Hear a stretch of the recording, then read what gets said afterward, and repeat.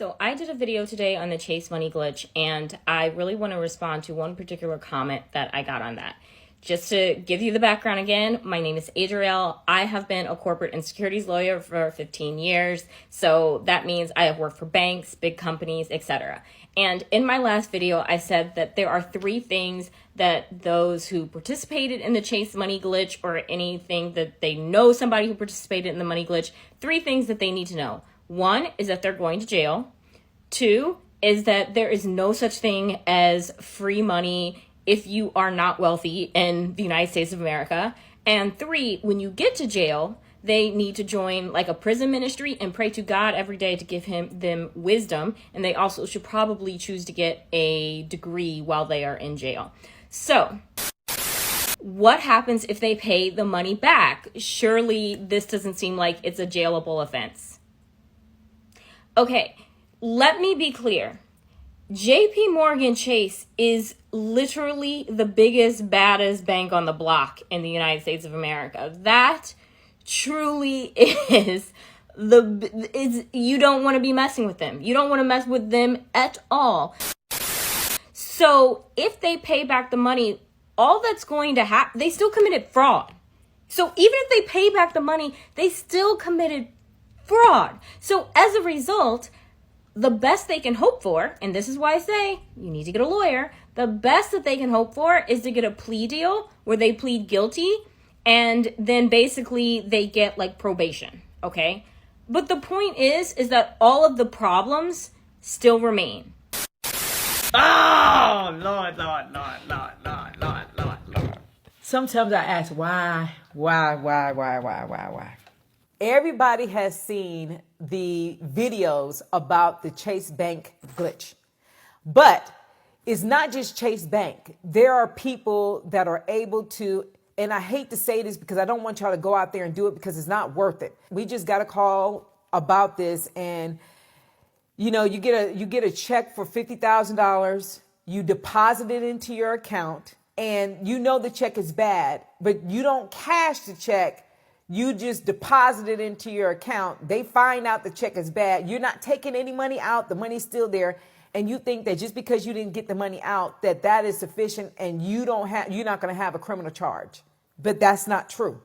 You still have a criminal charge because you deposited the money in your account, even if you didn't get it out. So let's say, for instance, you deposit it and then you feel bad about it. And then you decide not to do anything with the money and let the bank find out and get the money out. And you're saying to yourself, I'm good because I didn't take the money out. Nope, that's still a felony. They dropped the fraud charges. And I was like, thank the Lord. They didn't have enough evidence. I'm thinking maybe they didn't have enough evidence to stick it on me or whatever. That was what I was thinking. Boy, was I wrong. They dropped the 6 fraud charges. But then like 2 weeks later, they picked them back up and made it one big organized crime case. And then let's just skip to judgment. We got a plea deal. Hey, TikTok, it's Keith the lawyer. I'm a lawyer, not your lawyer. This is not legal advice. I'll talk to your own lawyer for that. We're going to talk a little bit more about the Chase Bank glitch today. And we're just going to keep calling it a glitch, even though that's not really the problem. I'll say it briefly here. I've said it in some other videos. Yes, there was a glitch in the Chase Bank software, but the glitch is not what caused this whole situation to happen. It was people exploiting the glitch by committing a crime. Okay, what we're going to talk about today is the potential penalties, or the just the potential punishments or types of punishments for having participated in the glitch. There are several crimes that potentially could have occurred, and there are different ways that those crimes could be prosecuted. One is that you could be guilty of check fraud by having written a check to yourself for an amount of money just obscenely in excess of any money that you actually had in your account. That would be check fraud. If you obtain that money by withdrawing it after you had deposited this fraudulent check, that is check fraud. It could also be potentially theft by deception. Different crimes are going to be called different things in different states. But you could also be guilty of what is called wire fraud. if, say, you put the money, you put the check in the account, and then you transferred it to another account, or you spent it by a debit card or transferred it to some other payment service type thing, that is going to subject you to wire fraud. Now, there are state versions of these crimes as well as federal versions, and depending upon the state that you're in, you could be subject to a different range of punishment, especially between the state and the federal system. Most of the state systems and all of the federal systems use what is called the Federal Sentencing Guidelines, which means that you and a person next to you charged with exactly the same crime, you could receive different sentences because one of you has a bunch of prior offenses that give you more points on your sentencing guideline score sheet. We've got an update on a viral TikTok trend that's getting some people in big trouble with a big bank. JP Morgan Chase is actually suing customers who allegedly stole thousands of dollars by taking advantage of a technical glitch, allowing them to withdraw funds before a check bounced. Yeah, on Monday, the bank started filing those lawsuits in at least 3 federal courts, taking aim at those who withdrew the highest amounts in what was called on places like TikTok, as you can see here, the infinite money glitch. It blew up over the summer. NBC News business and data correspondent Brian Chung joins us now with more. All right, so infinite money sounds like maybe something out of a movie. Explain to us how this works. Yeah, like Ocean's 11 or something, right? But really what we're talking about here is nothing fancy. This is just traditional and classic check fraud. So basically what a customer would do in a scheme like this is deposit a check for, let's say, $300,000 that doesn't actually exist. But before the bank realizes that that money doesn't exist, they try to withdraw money. So that's what they were doing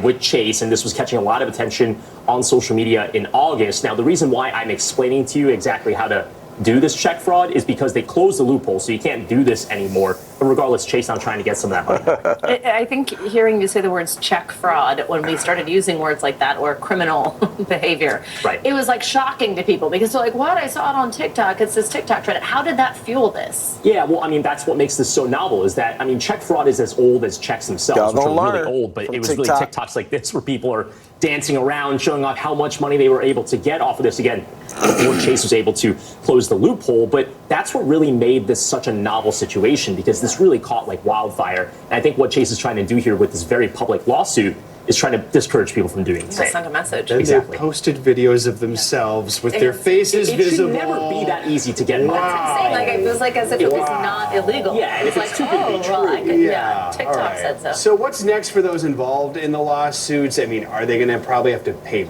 back the money? Are they fighting this? What do we know? Yeah, well, there are at least 3 lawsuits which Chase is going to have to individually litigate. They'll have to prove that there was check fraud, but secondly, they'll also likely point to violations of the agreements for terms of use for Chase deposit accounts, for example. Now, on a separate note, I do want to point out that Chase has had one example where in Houston, they've been going after one man who deposited a check for $335,000. They claim that the man has $290,000 about that they owe the bank. Chase doesn't need that money. Chase is the largest bank in this country. But again, I think the point here is to send a message. Do not do this. It's not that easy to just make money and make infinite money. It doesn't exist. You have to play by the rules, and there are real agreements and laws that you have to play by here. Thanks for watching. I would absolutely hate to show up to court that my opposition, who I have to stand against, is the lawyers from Chase Bank. Chase is probably the one bank that you do not want to fuck around and find out about. I remember when this glitch happened and when it first broke, I literally had people on my Facebook contacts list making posts about the money glitch, encouraging people to take part in it. I kid you not. I wish I could pull it up. It was several months ago. I will probably be searching for a half hour trying to find it. If I find it later, I'll post it in the video. But I kid you not. There were people really trying to find out and use and take advantage of the glitch. Now, I made a post and I said, you fuck around with Chase and find out if you want to. You will do it at your own peril. Chase Bank is not the bank that you want to play with. Chase Bank is not the bank that you want to play around with and find out. Now, let's get into this article a little bit. Even though they just gave us a rundown of what's happening, JP Morgan began suing customers who allegedly stole thousands of dollars in Infinite Money Glitch.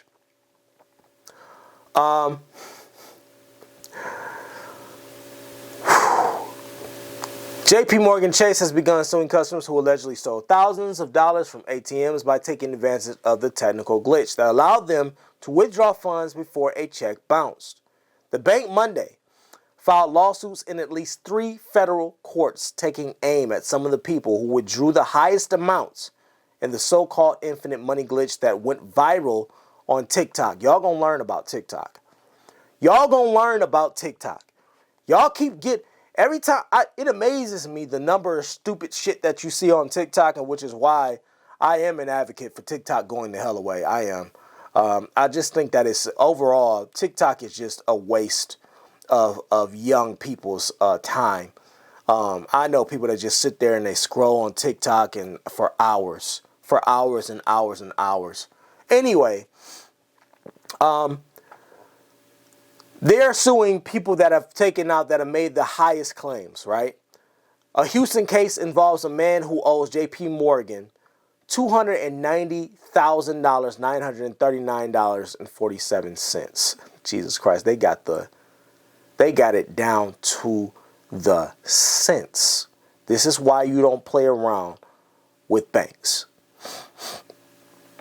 $290,939.47. After an unidentified accomplice deposited a counterfeit $335,000 check at an ATM, according to the bank. This means that if he owes $290,000, that means that they probably already took the difference of whatever he had in his account. So he cooked beyond measure. On August 29, 2024, a masked man